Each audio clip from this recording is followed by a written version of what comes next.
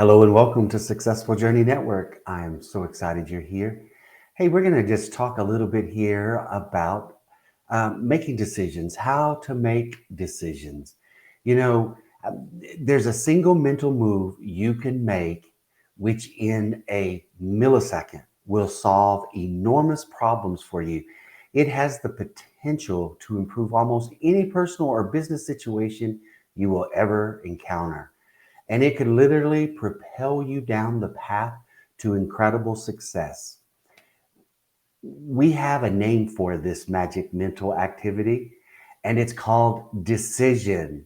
Decisions, or the lack of them, are responsible for the breaking or making of many a career, and individuals who have become very proficient in making decisions without being influenced by the opinions of others are the same people whose annual income fall into the 6 and 7 figure category. Think about that. However, it's not just your income that is affected by decisions. Your whole life is dominated by this power.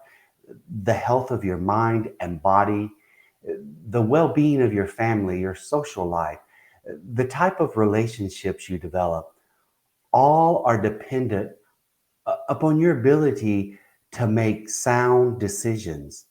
You would think anything as important as decision making, when it has such far reaching power, would be taught in every school, but it's not. And to compound the problem, not only in decision making, missing from this curriculum or our educational institutions up on until recently, it's also been absent from most of the corporate training and human resource programs available. So, how is it a person expected to develop this mental ability? Quite simply, you must do it on your own. However, I think it's important to understand that it's not difficult to learn how to make wise decisions. Armed with the proper information and by subjecting yourself to certain disciplines, you can become very effective decision maker. You can virtually eliminate conflict and confusion in your life by becoming proficient at making decisions.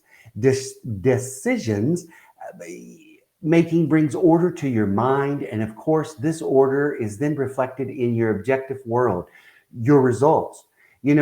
James Allen, he may have been thinking of decisions when he wrote this. This is what he said: no one can see you making decisions, but they will almost always see the results of your decisions. The person who fails to develop their ability to make decisions is doomed, because indecision sets up internal conflicts which can, without warning, escalate into an all out mental and emotional war. Psychiatrists have a name to describe this internal war in its ambivalence.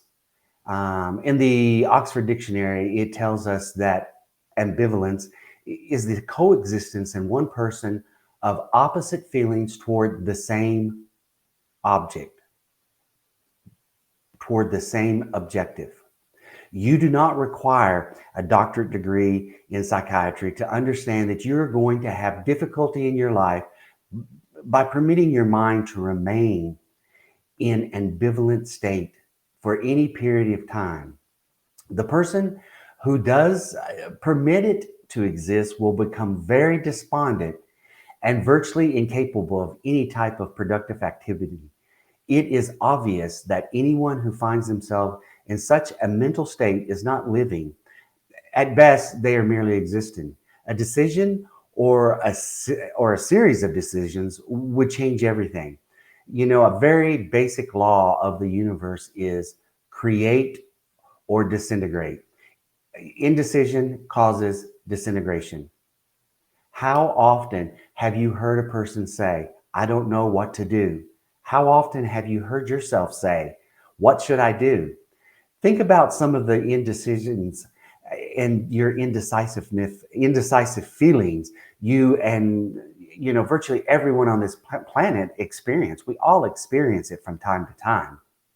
You know, Love them, hate them, leave them, stay, do it, don't do it, buy it, don't buy it.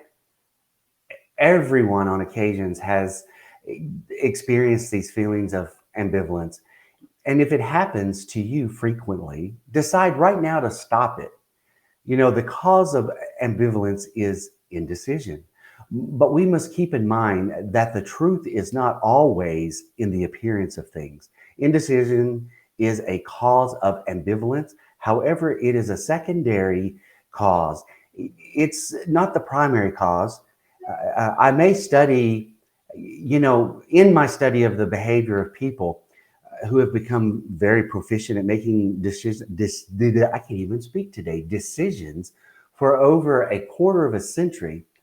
They all have one thing in common. They have very strong self-image, a high degree of self-esteem. They may be as different as night and day in numerous other respects, but they certainly possess confidence. And low esteem or lack of confidence is the real culprit here. Decisions,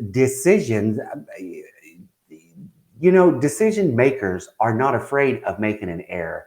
And when they make an error in their decision, or if they fail at something, they have the ability to shrug it off. They learn from the experience, but they will never submit to failure. So learn to make decisions today. Learn from your failures, learn from your mistakes, but be very decisive. Let your yeses be yeses and your nos be nos. All right. Thank you. Have a great day. And remember, you're more than enough.